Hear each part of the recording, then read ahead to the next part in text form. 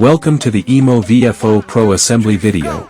This video will guide you through the step-by-step unboxing and assembly process. Before starting the assembly, prepare the following tools. Before you begin, check the bike's model and color. Record the serial number and take a photo. Unpack carefully and follow the warnings to avoid any damage. When placing the front wheel, keep the disc rotor facing up. After removing all packaging, you'll find all the necessary parts inside. Let's start with the handlebar installation. Use a 5mm hex key to remove the stem top cap. Put the handlebar onto the head tube. Keep the front fork, cables, and brake lever facing forward, so the brake caliper is on the kickstand side. If the handlebar and fork are not tightened, the frame and fork will be loose, and the bike cannot be ridden. Open the quick-release handlebar stem and align the two holes by rotating the handlebar. Secure the handlebar stem by tightening the stem binder bolt with a 5mm hex key. Once you've adjusted the angle, lock the handlebar stem quick release.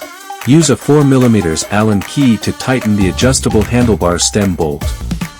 Tighten the two bolts alternately to ensure even pressure. Once tightened, all parts will be firmly secured with no play or gaps. Next, adjust the display angle to your liking and tighten it using a 2.5mm hex key. Do not exceed 1 Nm of torque.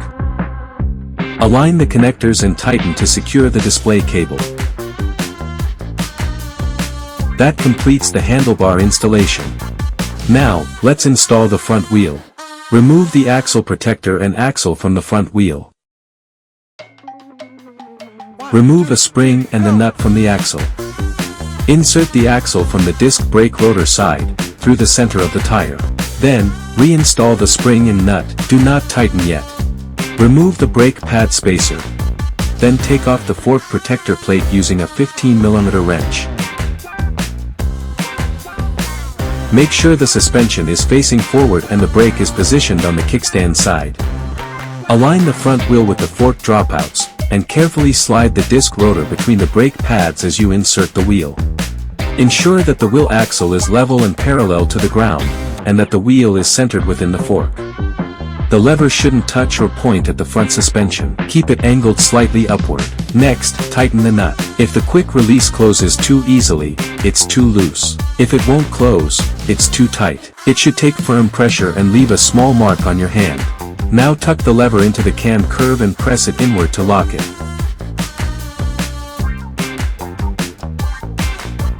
Quick release safety check. Lift the front of the bike and spin the wheel. It should spin smoothly, with no wobble. Rock the bike forward and back while holding the handlebars. Make sure there's no looseness in the wheel, fork, or handlebar. Next, let's install the fender. Remove the screw from the fork arch. You'll need it later to attach the fork, headlamp, and fender.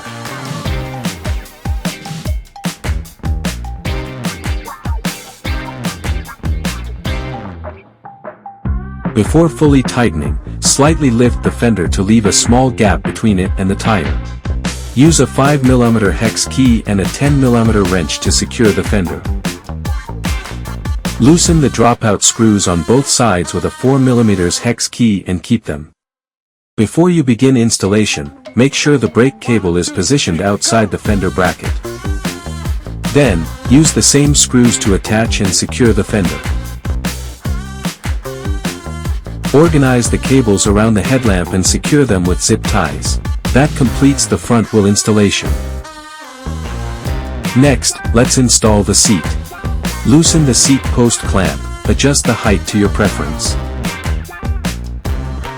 Make sure the slot on the seat post clamp is aligned with the opening on the frame. Position the lever into the cam curve and press to lock. Install the pedals next. Identify the left and right pedals based on the markings. Attach each pedal to its corresponding crank arm. Tighten the right pedal clockwise, then secure it with a wrench.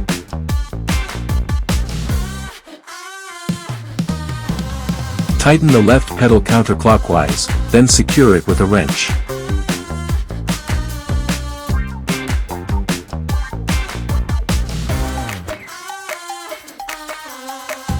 Final check.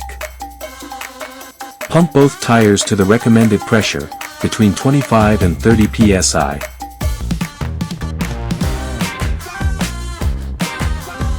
Check and tighten all screws securely. Make sure they meet the recommended torque values. Use straps to secure the bike frame and battery. Finally, attach the axle nut covers to the rear wheel axle.